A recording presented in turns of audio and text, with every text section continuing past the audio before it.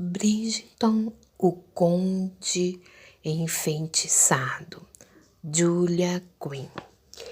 Março de 1820, em Londres, da Inglaterra, capítulo 1.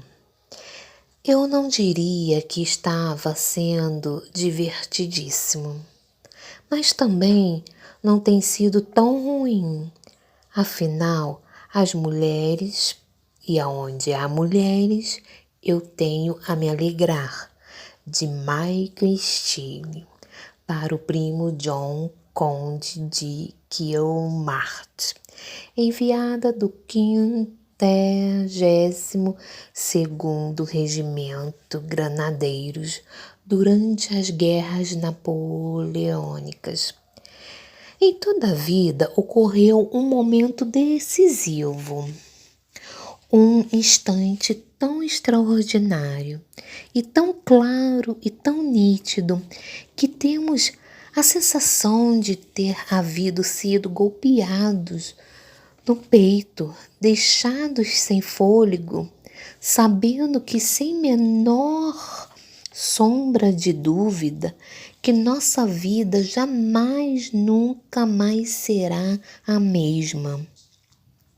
E para Michael Steele, nesse momento aconteceu ao pôr os olhos na Francesca Bridgerton.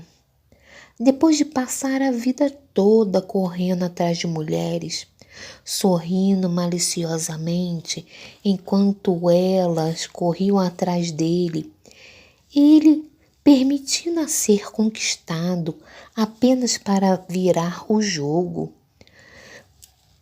acariciando-as, beijando, fazendo amor com elas, sem jamais lhes entregar o coração. Mike viu Francesca Bridgerton uma única vez e se apaixonou tão rápido e perdidamente que ficou surpreso em amanhecer de pé. Infelizmente para Michael, no entanto, o sobrenome de Francesca só continuaria a ser Bridgerton por apenas 35 horas. A ocasião de encontro foi de forma lamentável. Um jantar de comemoração pelo iminente casamento dela com o primo de Steele. A vida era mesmo irônica. Michael costumava pensar, quando estava de bom humor, em seus momentos de estado de espírito menos agradável. Lançava mão de um objetivo bastante diferente e desde que se apaixonava pela esposa do primo, seu humor não andava dos mais agradáveis. Disfarçava bem, não seria de bom tom mostrar-se incomodado ou triste, e se fizesse isso, algum observador mais notável ia notar. Deus a me livre perguntar como se sentia. Embora Michael Steele se orgulhava bastante de sua capacidade de dissimulação, afinal ele havia seduzido mais mulheres do que qualquer um se daria o trabalho de contar. E fizeram sem jamais desconfiar de se chamar para um duelo. Bem, a lamentável verdade é que se apaixonara, e se havia uma ocasião em que talvez perdesse a capacidade de manter as aparências, mesmo sobre questionamento direto, provavelmente era essa. E assim ele iria mostrar-se muito alegre e continuava, mesmo assim ele se mostrava muito alegre e continuava a seduzir as mulheres, fingia não notar que tendia a fechar os olhos, fingir porque vocês sabem, quando também parou de frequentar a igreja, pois não via motivo de fazer uma prece sequer em louvor à sua alma. A igreja próxima em que Marte, datada de 1432 com pedras, prestes a desabar, sem dúvida não ficaria em pé se fosse atingida por um raio. E se Deus pretendesse o castigar, um pecador, nenhuma escolha seria melhor que Michael Stine. Michael Stine, pecador. Poderia vir escrito em um cartão de visita. Ele mesmo mandaria fazer. Seu humor era desse tipo, ácido. Se não tivesse convencido que sua mãe morreria de desgosto, em um instante ele é um devasso. Mas não precisaria torturar a mulher que lhe colocou no mundo.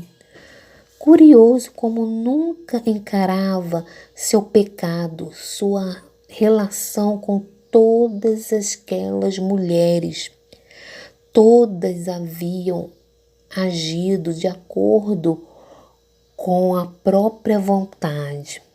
É claro, não se podia seduzir uma mulher que não se deixasse ser seduzida, ao menos que se deixava levar a sedução ao pé da letra, tomando todo cuidado para não confundi-la com sexo à força. Era necessário, de fato, que elas realmente quisessem aquilo. Mai consentia qualquer sinal de desconforto, dava meia volta e partia.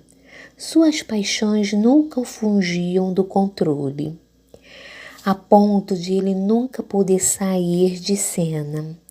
Além do mais, jamais seduziram uma virgem ou dormiu com mulher casada. Bem, era preciso mesmo ser sincero, até mesmo se viver uma mentira.